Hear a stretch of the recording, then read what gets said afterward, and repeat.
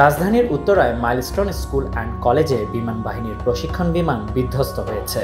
সোমবার কলেজের অস্থায়ী ক্যাম্পাস এলাকায় এই ঘটনা ঘটে।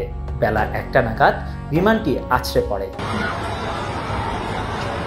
এটি বিমান বাহিনীর F-7 BGI মডেলের বলে জানা গেছে।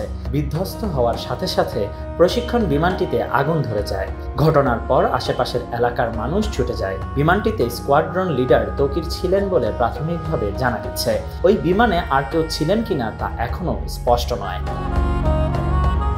বিমানটি যেখানে বিধ্বস্ত হয়েছে সেখানে কয়েকজন বেসামরিক ব্যক্তিও আহত হয়েছে বলে বিভিন্ন সামাজিক মাধ্যমে ছড়িয়ে পড়ে। তাদের উদ্ধার করে হাসপাতালে নিতে দেখা যায়। তবে এই ঘটনার কেউ নিহত হয়েছেন কিনা তা এখনো নিশ্চিত করা যায়নি।